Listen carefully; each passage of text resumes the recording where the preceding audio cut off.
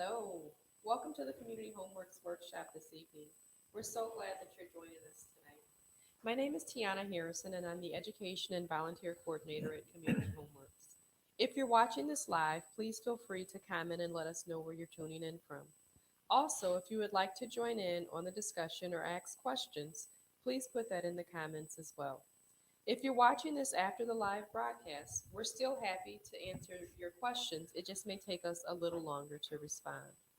Community Homeworks is a nonprofit organization with the mission to empower homeowners to maintain safe, sustainable, and dignified homes. We get our fundings from grants, gifts, and donations. So if you find value in this workshop tonight, we encourage you to donate on our website, communityhomeworks.org. Tonight's workshop is Ask the Experts, and our instructor is Lee Taylor and Tim Johnson. And we want to thank you for being here tonight, and we look forward to knowing more about who to call if you have a home emergency. Well, thank you. So you're going to be asking the questions, huh? If you gentlemen would like to tell us a little bit more about yourself. I'll let you go. Trickster. My name is Tim Johnson. I've been a builder since 1995. I'm a licensed electrician, and I do a lot of consulting also. In the time that I've been doing this, I've done a lot of work for the city, learned a lot from the city, rehabbing old homes, finding out issues with old homes and how to remedy those issues. And you can't really teach experience. I've learned a lot along the way, and I'm happy to share what I have learned, and hopefully you can benefit from the lumps I've taken for the last 30 years. Thank you so much, Mr. Taylor. All right. My name's Lee Taylor. Ever since I was old enough to hold a hammer, pretty much, I was working on whatever. Worked with Kalamazoo Valley Habitat for almost 23 years. In that time, we probably built close to 150 homes or so, and rehab and everything else, plus a bunch of other stuff. So, yeah, like Tim was saying, learn from our mistakes. I think we've made. I know I've made plenty of them, that's for sure. So, just glad to be here. So, How long have you been instructing for us? Since this place started, however long ago that was. How long ago was that? 2010. Wow, good for you. Was it 10? 8? No, I mean 2010. Yeah. Oh, fantastic. So We are very happy to have you both here.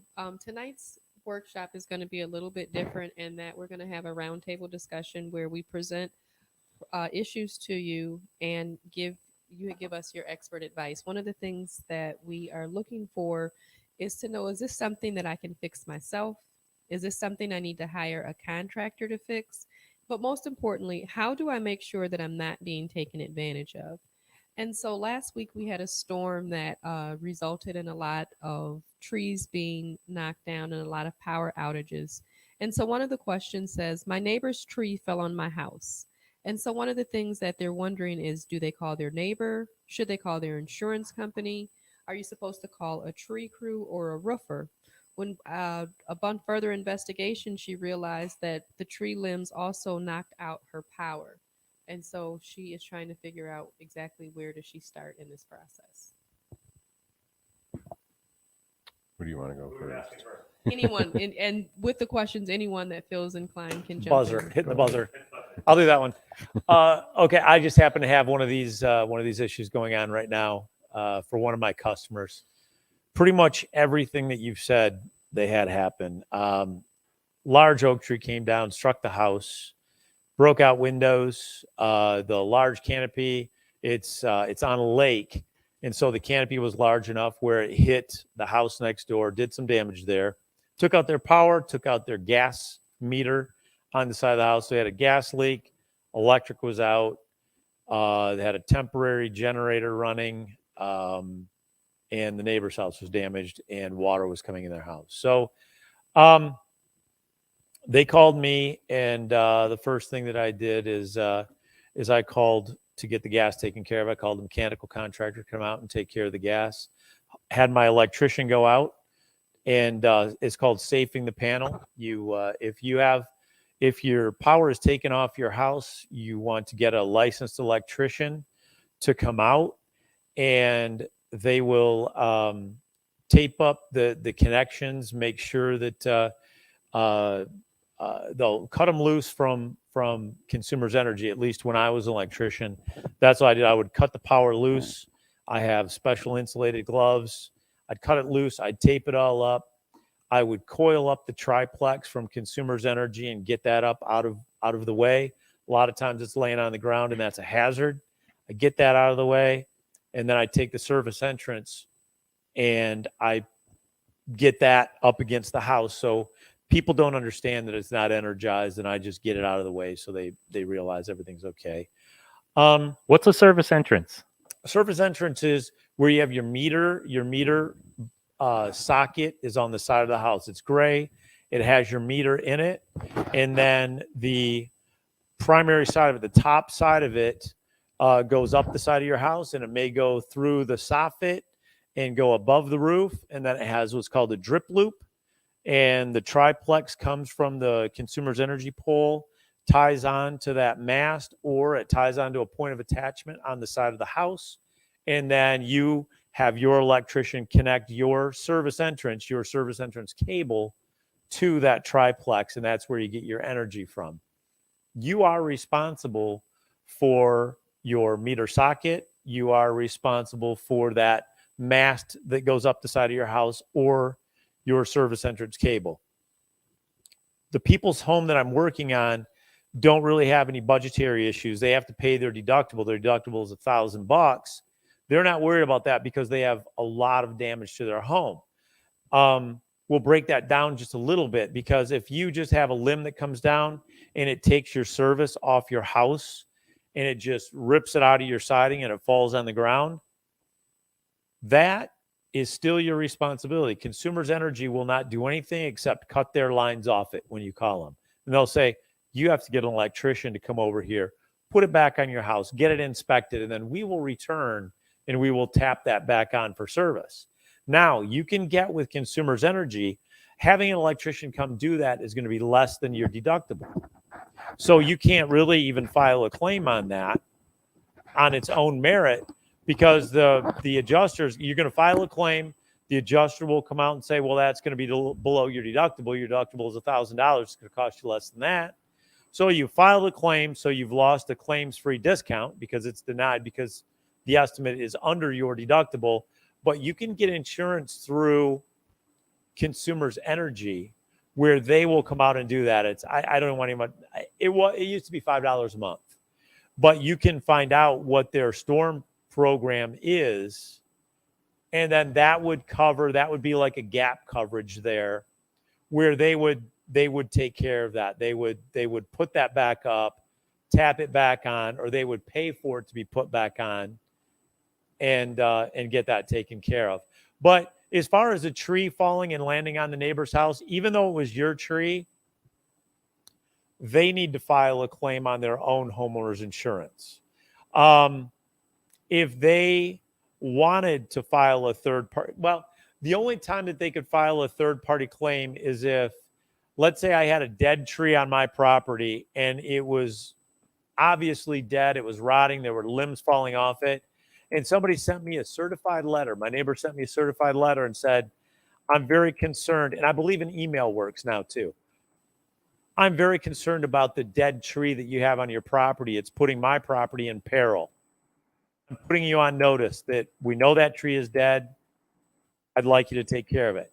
You choose not to do anything with it, that tree falls, they could file what's called a third-party claim against your insurance company, but that homeowner, me, the homeowner next door, I would only get depreciated value for the repair.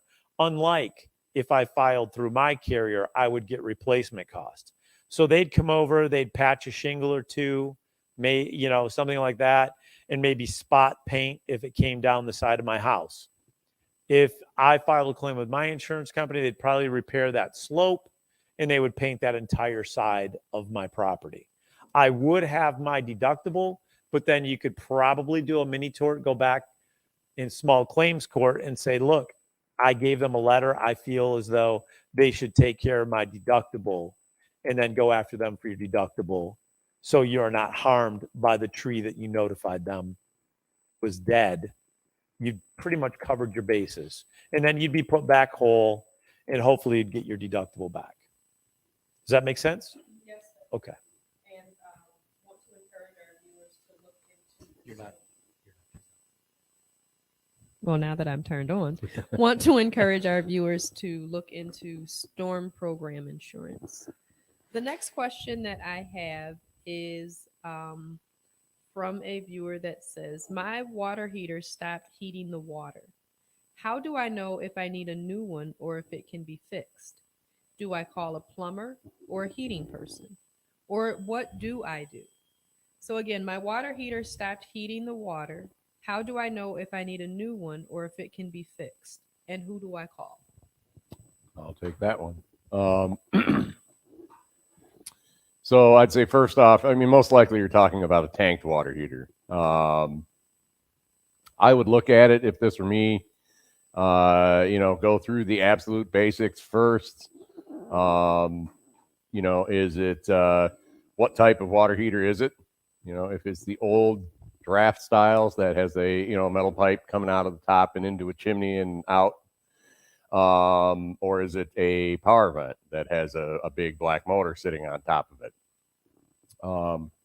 If it's one of the power vent styles, sometimes it's something as simple as it's not plugged in or the breaker's tripped. So I would look at those things first. I'm going to pick on, I'll pick on power vent styles first. Make sure you're getting power to that unit. Make sure that breaker, if it is for some reason tripped, reset it. And then sometimes, some of them you need to reset. I've seen some go different ways, but do whatever you need to do. A lot of times there's a little switch on top of the motor. Turn it off, turn it back on, and then it will run through a cycle and stuff. Sometimes those things will trip out for no real reason. Sometimes there's multiple reasons behind why they might trip out or why they may fail. If you're lucky, it's one of those things where you in a sense, you reset it and it starts back up, and you can actually double check that there's that it's actually the burners, engaged. On the bottom, a lot of times there's an access port where you can either look through or take off a small door to be able to see.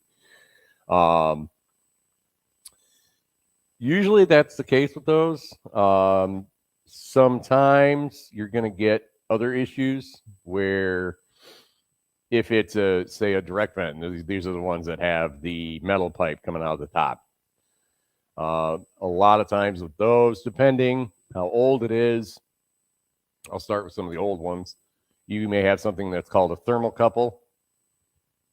That is basically where you have a standing pilot. You're to look inside where that burner is. You look inside and you'll see a little standing pilot, and it's that flame is touching a little rod of metal. Most of the time, what will happen is that metal gets sooty, to say just to make it easy, and it doesn't let that burner stay on, right? So you can sometimes get in there and clean that off with a little wire brush, or sometimes even just a little bit of fine sandpaper or something along that line.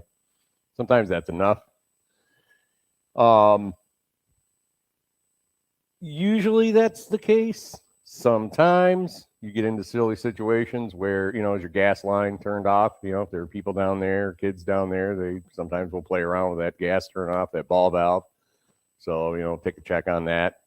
If it's in line with that pipe, means it's on. If it's turned against it, then it's turned off. So, you'll want to check things like that. If it's an electric, obviously you're looking at is it getting power to it, your breaker panel and all that sort of thing. There are safeties built in You have a couple of different safeties, but usually the one that you have is a pressure relief valve that's on the side. It's a brass valve. It's usually about this big, and usually have a pipe sitting, coming down and staying about an inch or two off the ground. If that thing is leaking, or let's say that thing blew, at that point, that's usually an indication. Yes, I mean, if you really want to get into it, you can change it. It's a whole set of steps. But usually at that point, I'm going to call a plumber out to be able to take a closer look. Also, I mean, if you have a lot of water damage, or I'm sorry, water leaking from the unit, say from the underside, something along that line, usually that just means that unit's been rotted out, and it's at a point where it's just the end of its life. Also, too, on the top of it, if you have your water line, your cold line coming in, your hot line going out of the top of the unit, and if there's a lot of water leaking in those areas, that can be not a good thing necessarily. I do want to point out that with the old style, with the metal pipe coming out of it that are venting into a chimney, if I don't have a display to show you, but there's a cap on it, and it sits down on top, and then the pipe is attached to that. If that gets knocked for some reason, you can get carbon monoxide spewing out of that. So is that enough to turn that thing off? Usually not with those things, but it's one of those things you want to always keep an eye on. So, I mean, there are certain steps, sometimes the water heaters have, the ignition on the front, and sometimes it's electronic ignition. Sometimes it just needs, like I said, a simple reset, or the dial on it maybe have turned to the off position or vacation or something along that line. So tune into the water heater class, I would say. So it's one of those things. If you got anything else to add to that. Yeah. What if on a forced draft, it could not prove draft? Then it wouldn't start. And then, in that issue, sometimes you're clogged on the outside. You may have something leaning up against it on the outside of your house. Snow drift. Somebody leans. I did that with one of my things. I set something out there, didn't think about it. It was leaning up against it, and it was enough to where it was just putting too much back pressure on it, and it didn't want to start. Yeah. So kids throwing rocks in the pipe, all sorts of things. So, knowing where your exhausts are, and that's a good point as far as that can be enough to make that thing trip. So yeah, I've had that where birds have built a nest in there. So I wind up putting a 45 on it and then getting hardware cloth, cutting it and forcing it in there to keep birds out. And the other thing is with those with the forced draft, the flame sensor gets carbon on it too. That is just a chronic issue, and it'll short cycle. And if you're somewhat mechanically inclined, you can take that burner unit out of there pretty simply. Got to disconnect a couple of cables on the pilot tube, shut the gas off, take the pilot tube off of it, and then you can use emery cloth on that, clean it up, and put it back together if you're mechanically inclined. If you're not, that would be a reasonable expectation when you call the mechanical contractor that it would be a flame sensor. They wouldn't clean it, they'd replace it.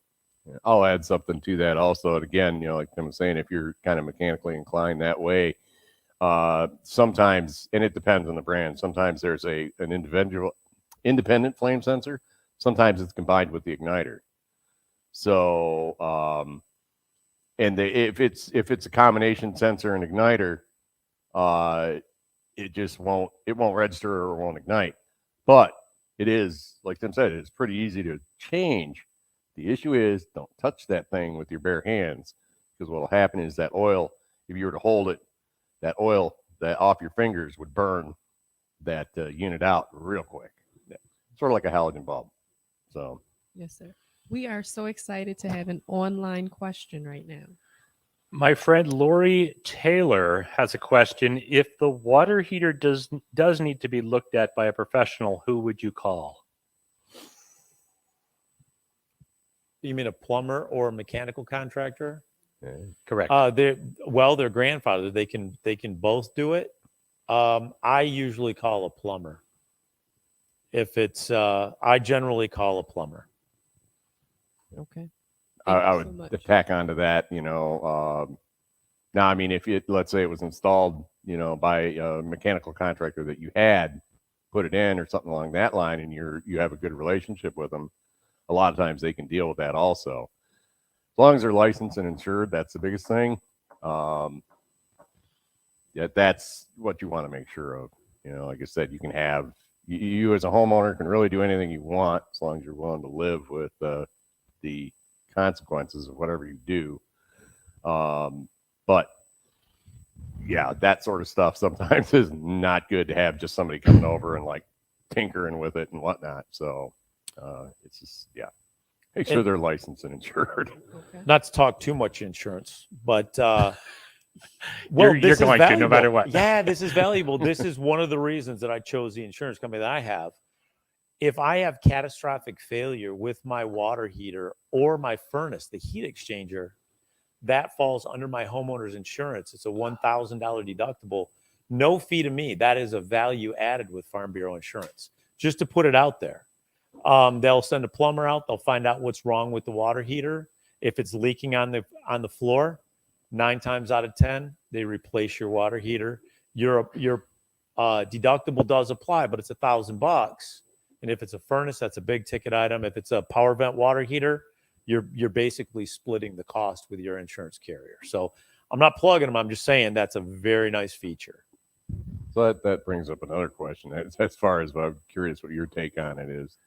There are a lot of programs out there, and I'm not saying through large companies. I'm talking about the buy insurance on your particular, furnace or water heater, that sort of thing. Pay us a certain amount. What are your thoughts on those? I haven't really researched them too much. I've been burned on an auto extended warranty on an auto thing. That's kind of how I viewed them. So I'm like, a little bit leery of that. Yeah, I am too. So. I'd be very cautious. I am so excited to announce that we have another online question. Yay. All right. My friend Bess wants to know, she says, we have sparrows coming into the attic from outside. We cannot see where they're entering. It's a historic wood frame house. Who do we call to find that out or to figure that out?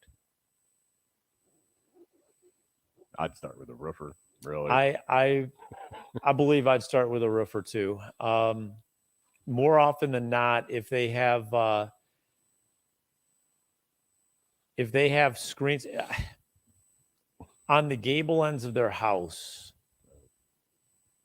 you're encouraged to open your windows and put screens in there for better attic ventilation to reduce ice dams. If they followed that protocol, it could be a rip in a screen. It could be just a hole in, I would imagine if it's a house in the city, it's got cornice, it's got upper bed molding.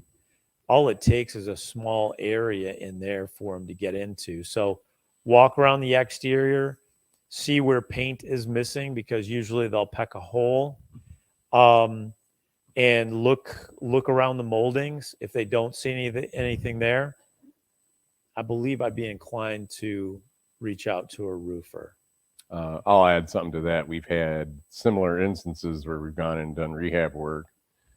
And what I've found is, depending on what they use for venting, so if they're venting, whether it's a dryer, or whether it's a bath fan or something along that line, wherever it exhausts out, I've seen it where birds get in there. And if you have the, especially the ones where it has the 3 or 4 little mini louvers, they'll break or whatever over time. Those birds will get in there. And if it's not a metal pipe, let's say it's something other than metal. I mean, there's a lot of different styles out there. And I've seen them peck through that, and then all of a sudden they're tromping around in the attic, Absolutely. So even if it is a metal pipe, sometimes another little detail, but if they can't necessarily damage the pipe, they'll build nests and whatnot in there and make it so that you're having, at worst, or I guess at best, it's your bath fan. You're just not using it as, being able to use it the way it needs to be used. At worst, it's your dryer vent. And so things like that, just, it's part of that whole thing of just, that walking around your house and knowing how things should look. And when something looks off, you'll make that call to whoever you can possibly think of. So. Thank you. Another question says, whenever it rains, I get water in my basement. Who can help me seal my basement walls? This question is for either of you, whoever wants to take the first bite. Gosh. I'll start with that one. The first thing, if somebody says they get water in their basement, the first thing I'm going to look at is their grade. Is that water, if you have gutters or whatever, is that water, is that landscape or the yard pitched towards the house? We talked about this in last week's class as far as, walkways along the house or whatever. Usually, in my experience, I'd say 8 times out of 10, it's a grade issue. Is that water is just running back. And if that gets adjusted, that water runs away from your foundation and you're in good shape. And there's a lot of different foundations, block, poured foundation, Michigan basement, wood foundations, all sorts of things. But in my experience, usually it's a bad grade. But I'll let you add on to that one. Yeah, I agree. Downspouts, make sure your downspouts are connected. You have extensions on your downspouts. If you have landscaping around your house, make sure you're not making a swimming pool and allowing that water to collect, because even though you've got that border that goes around your foundation with all your flowers and your landscaping, that also acts as a swimming pool. When it fills with water, it can't escape. It holds it against the foundation until it finds a way in. And with block, it can find a breach over here on the outside, fill the cells of the block until it finds a breach down on the, on the third block up, just a random spot, and leaks in your basement. So just because you see it leaking in over here doesn't mean it's not coming in over here on the exterior. Grade is really where it's at. You want to make sure that you've got a grade coming away from the house. I'd be careful. I'd probably look at the landscaping first. And if you see an issue there, I'd call a landscaper.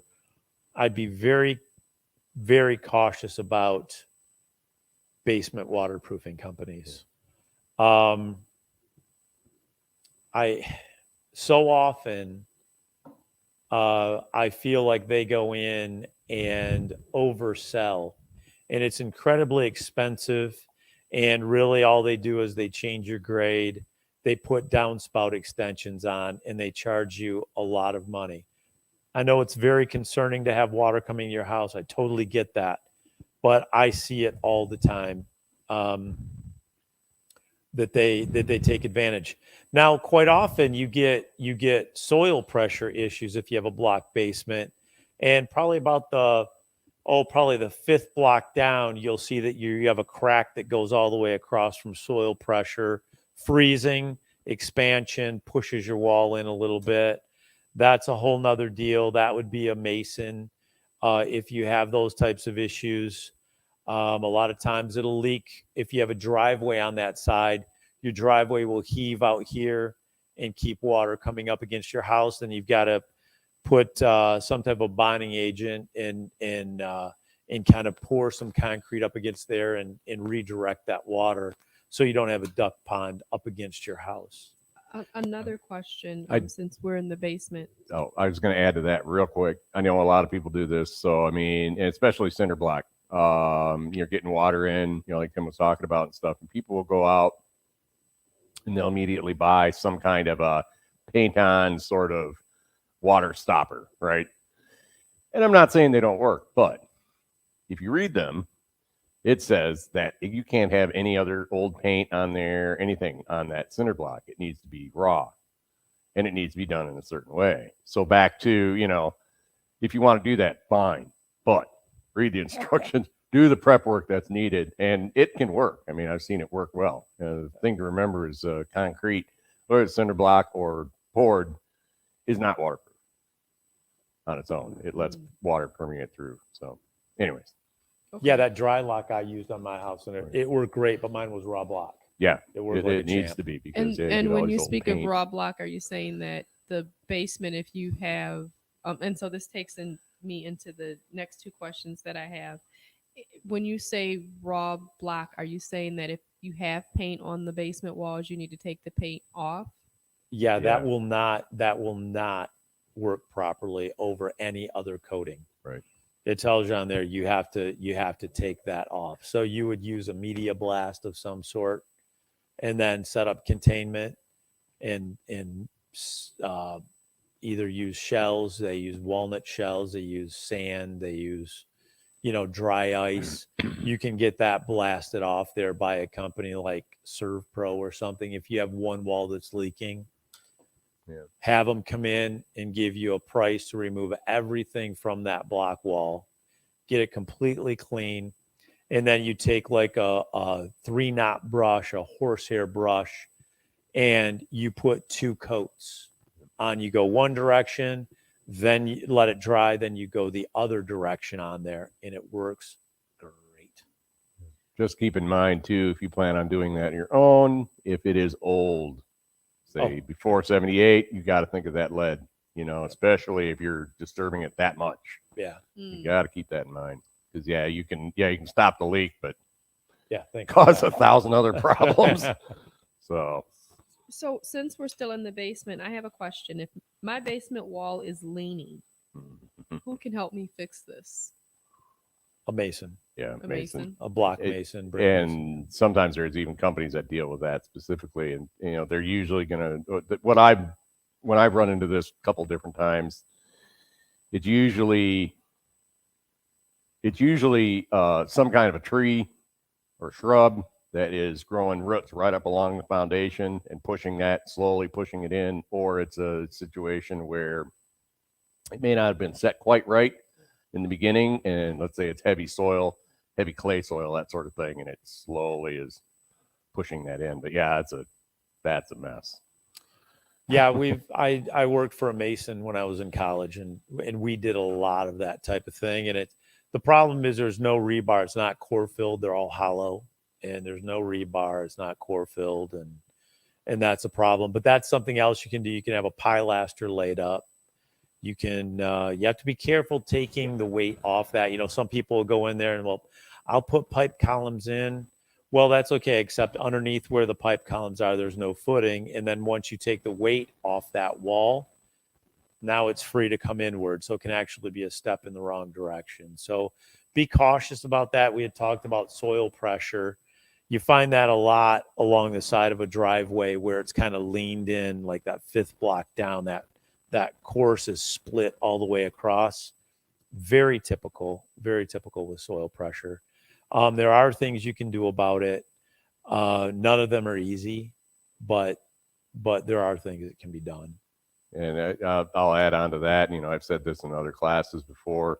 You see that little weed tree or something like that growing, pull it out while it's small, because I've seen those things cause thousands of dollars in damage. They just slowly grow, and it's such a gradual thing that half the time you don't even realize it until you come down and either one of the block has fallen over, a chunk has fallen over. Meanwhile, this tree is out there that's now this big, right up next to your foundation. It's just causing tons of different issues, not only on your foundation, but now it's causing other issues above.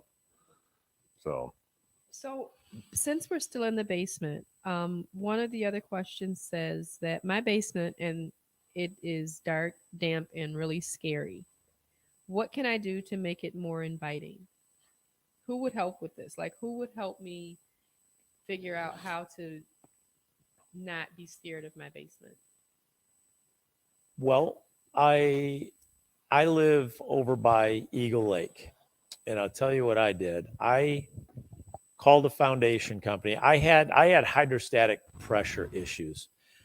a few years ago, Eagle Lake was at record levels. Well, I have a big pond in the front of my house.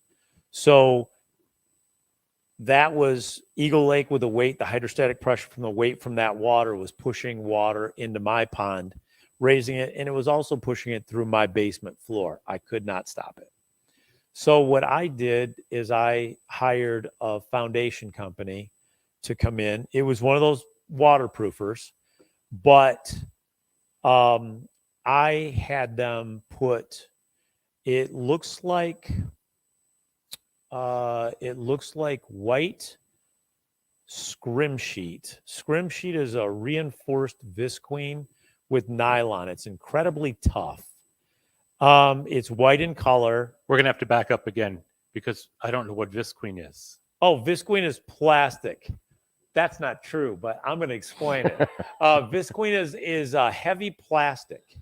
And in itself, it's relatively strong, but scrim sheet is like visqueen on steroids. It has nylon mesh in it, and it's very tough. And it's completely white. So in my basement, when you go downstairs, my house was built in the 50s. And it had block walls like I had discussed, but there was so much humidity down there, I had to stop it. So what I did is I hired them to come in, and they basically wrapped my basement walls, and they put a waffle type material on my floor.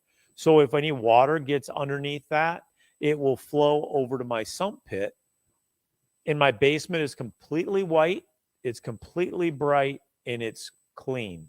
And it keeps the humidity down because it's a vapor barrier. It's a vapor barrier that stops the migration of the humidity from that area behind the plastic into my living space so I can keep my air healthy. I don't have to be concerned about growing colonies of mold down there because I'm at 60% humidity for extended periods of time growing, cladosporium or whatever else I'm going to grow down there because it's a basement in Michigan, dirt mold, basically. That was a great thing for me. I think I spent it's not inexpensive, but I think I spent like $6,000, $7,000, and it resolved the issue. It doesn't smell musty. It smells. My wife is incredibly happy. We put our washer and dryer on top of it. We set our furnace on top of it. It's guaranteed for life not to rip. If I have a rip, they come out and they take care of it. It's very durable.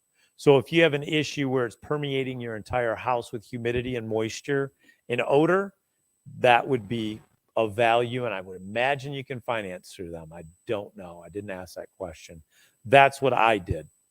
That was really the only thing I could do because I cannot stop hydrostatic pressure. If I could have poured another floor over the top of that with visqueen and separated the two, I would have, but hydrostatic pressure is entirely too powerful. The way that it was coming through my floor, there was nothing I could do to stop it.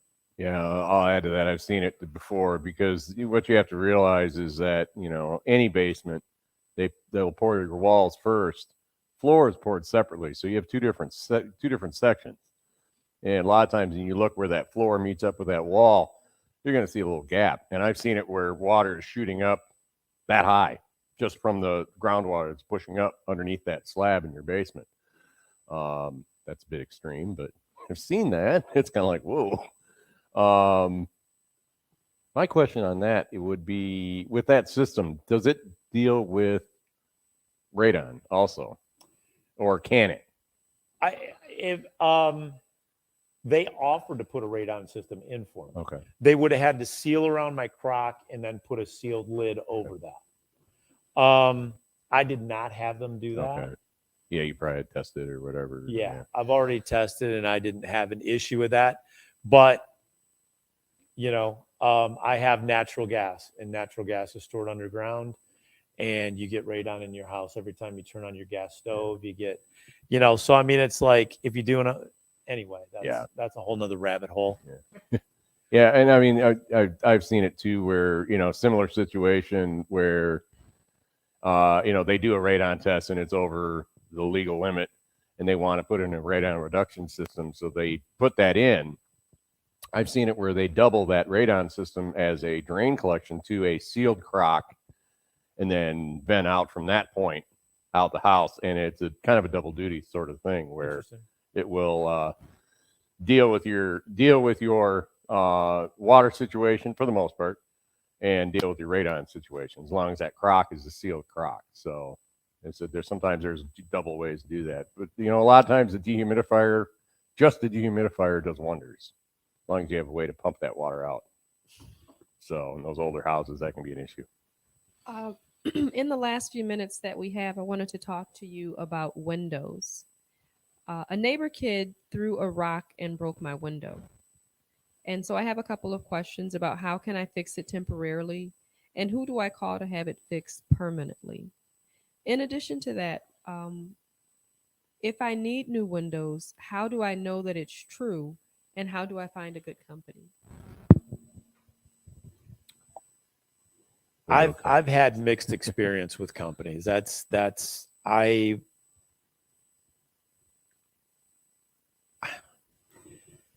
I've been doing this a long time, and I use one guy. There's one guy that I trust. He seems to get it right. And that is for like vinyl replacements and things along those lines.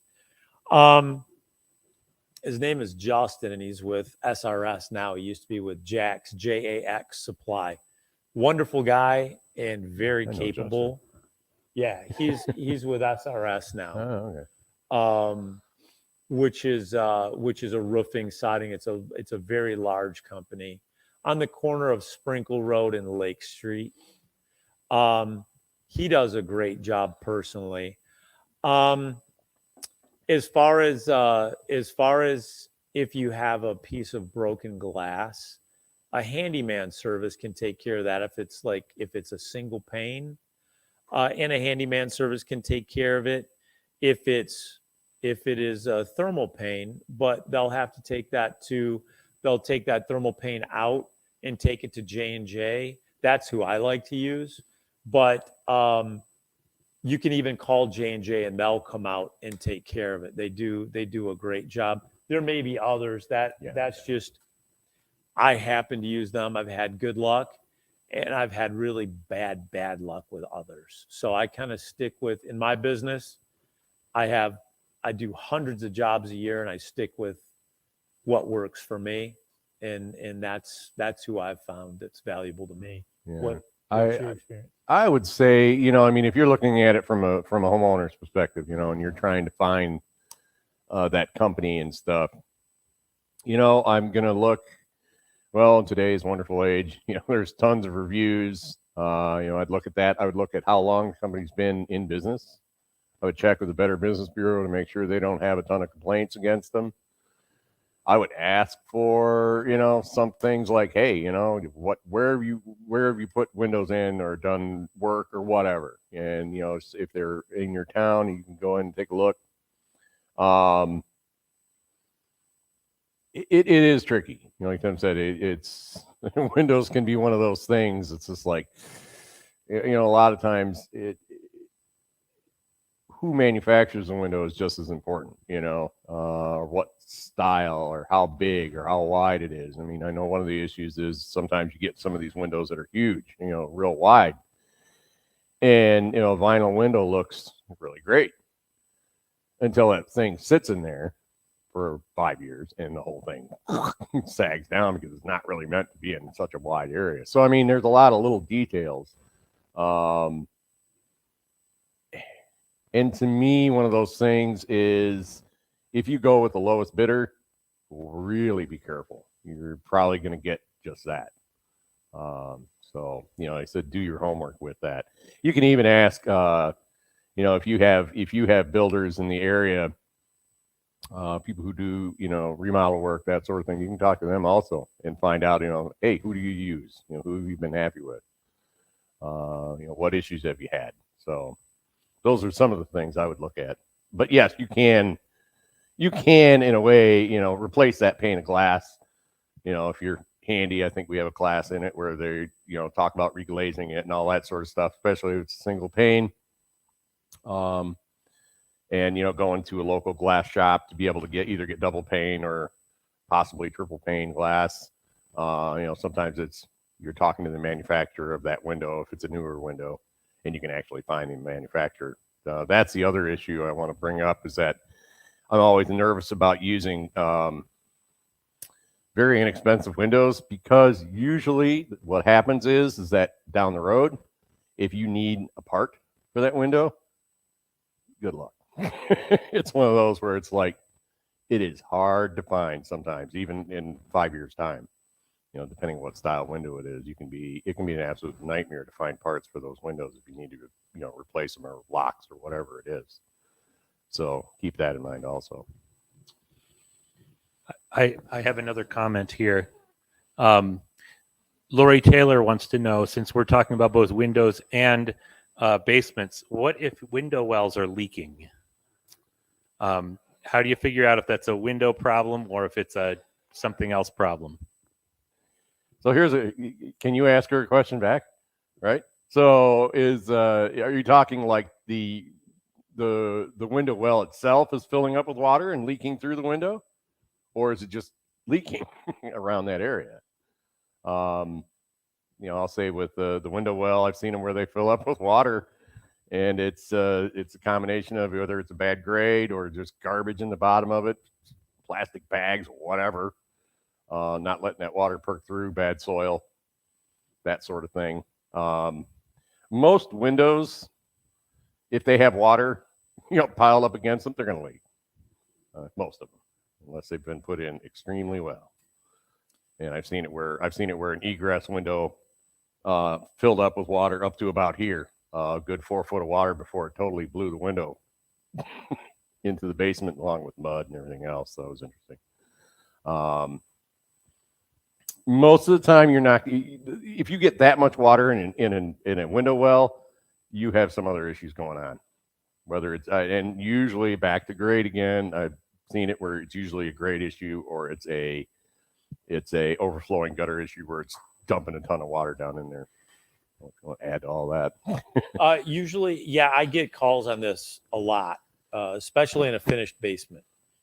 So if the basement is finished and it's an egress window because it's a bedroom, the drywall is already damaged. Drywall is inexpensive to fix. I say cut out the drywall underneath that. You need to take it out anyway. It's wet. You can see where the water's coming from. Generally, in an egress window, it's coming up underneath the sill and coming in from the buck. The buck is the frame around it. And so what needs to happen is you need to have someone, or you yourself need to either go get an Army shovel at Young's Army Surplus. It's small. You can get in there and dig that out, or you can hire the neighbor kid with some post hole diggers, put it into a bucket, dump the bucket on the outside, dig that clay out of there. A lot of times when we put it in an egress window, because we'll put them in after the fact if somebody wants to finish their basement, we dig down till we hit sand. But we go a minimum of 2 feet when we use we use a backhoe to dig it out. We go down a minimum of 2 feet. When we pull that block out of there, we pull that out, and then we dig down. And then when we bolt our window well back on that, we fill it up with pea gravel. So there's plenty of room for drainage right down to sand. It usually means you're just retaining because of garbage. Garbage soil is usually what we run into. A lot of these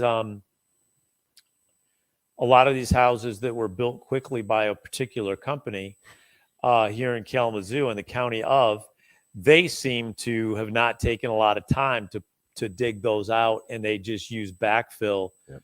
And they're a mess. They leak all the time, unfortunately.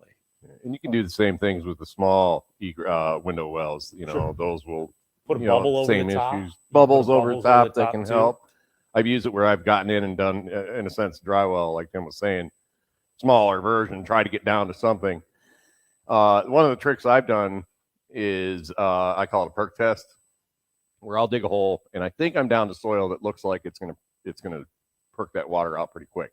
So what I'll do is I'll get 5-gallon bucket of water and dump that in there, And to me, if that water perks out of that, if 5 gallons, roughly 5 gallons of water perks out of that within 10 minutes, 15 minutes, you're usually pretty good.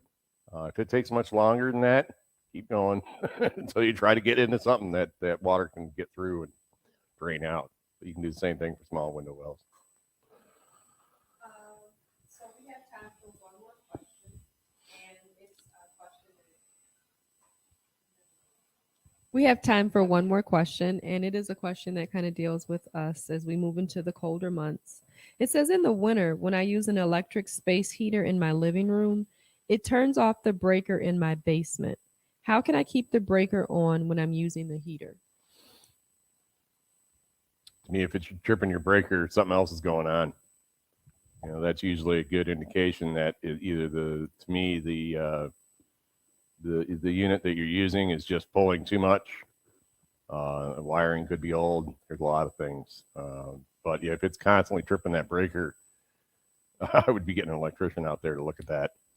Or try plugging it into a different Something else, circuit. right? If you could, you'd pretty much need to pull that off a small appliance branch circuit, probably. They're high wattage. It's like running a hairdryer. They're 1,500 to 2,300 watts, and that's a lot. Small appliance branch circuit is a 20 amp circuit versus a 15 amp circuit. And if it's in the living room where you have it, chances are that's just a 15 amp general lighting circuit.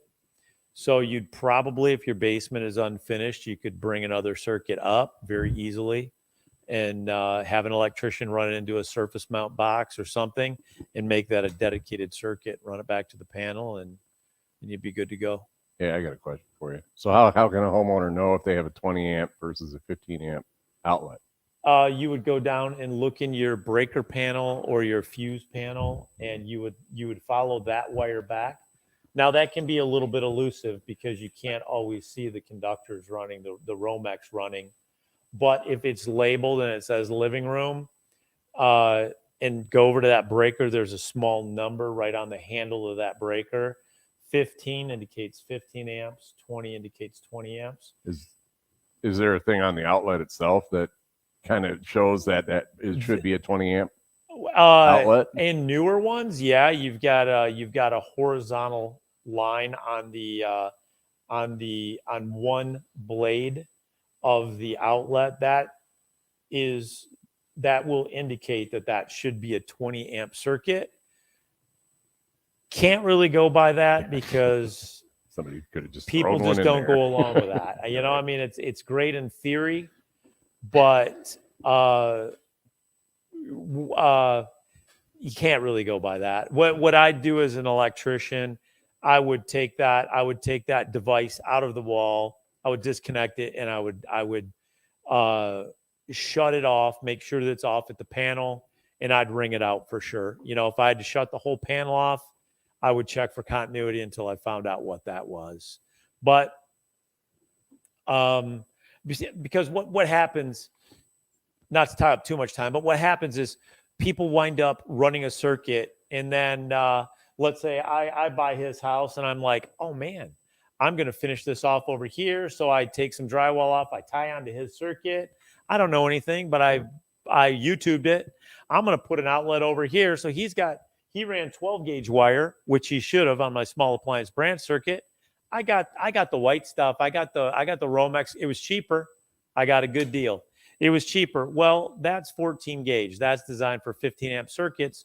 So just because you pull the outlet out and it's on 14 gauge wire, that doesn't necessarily mean that it's on a 15 amp circuit, because it just doesn't work like that, I'm afraid to say. But it'd be nice if it did, but it doesn't. So I do a little digging into that, but having an electrician run you a dedicated circuit to run a heater like that, if it's something that you can't resolve through closing other vents in the house, other registers, because it's static pressure coming out of your plenum on your furnace. If you shut other registers, it'll force more warm air into that area that's rather cool. If you can't correct it any other way, I'd probably consider, if you're confident in your wiring skills, run a dedicated circuit and have somebody connect it into your panel, or hire an electrician to do the whole thing. it wouldn't be cost prohibitive. Yeah, just don't run those big heaters off of 100-foot extension cords. I've run into that. I don't know how many times. Yeah, that's not good either. Yes, yes. We have one more question, one more online question for this workshop. Dorothy Jordan, who's one of our regular attendees, said, who do I call to fix a French drain? My downspout in the corner of my house goes into it, and it may be cracked underground. It seems to get water in that corner of the basement during heavy rains. It's a vertical tile pipe next to the house. Not sure what it runs into, but then it's 15 feet under the ground where plastic pipe comes out at the lower end of her backyard. Landscaper. Landscaper? Yeah. I'd jam a hose in that thing and see if it was coming out of anywhere. I've had to do that a couple different times where, they run underground, whatever. Seen metal ones, plastic, all sorts of things. Half the time is just figuring out where it goes or where you think it's supposed to go. Because a lot of times where, it may be a pop-up drain or it may just be a, exit out somewhere in the yard, gets covered up just over the years. People don't realize that it's even there. And sometimes all it is just to find that exit point, clean it up, and let that water flow. But yeah, past that point, you're getting into landscaper and potentially heavy-ish equipment.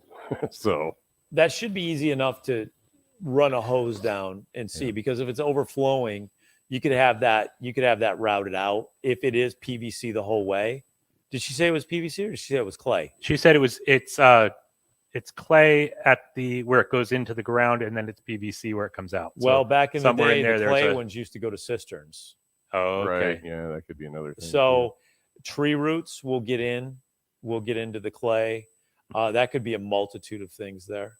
Might be easier to run a new one, truthfully, and have it turn into a pop-up or something. But a landscaper would be the hot ticket there. And that is a nice way sometimes to control that water, off of downspouts and whatnot, as long as you understand where they're going. And they're not buried too terribly deep. So, All right. Well, great. Thank you very much for all of the information, guys. And thank you, everyone who wrote in. There's a couple questions we didn't get to who are from people who wrote in. And I will try to get back to those people myself. I got a minute. Tiana, you have another question? No, I got time if you got time. No, this was really, really, really informative and exciting. I enjoyed myself, and I enjoyed being able to ask questions to make sure that I'm not being taken advantage of in the case that I do have a need for a contractor. I wanted to thank everyone for joining us this evening, and we will see you again soon. Thank you.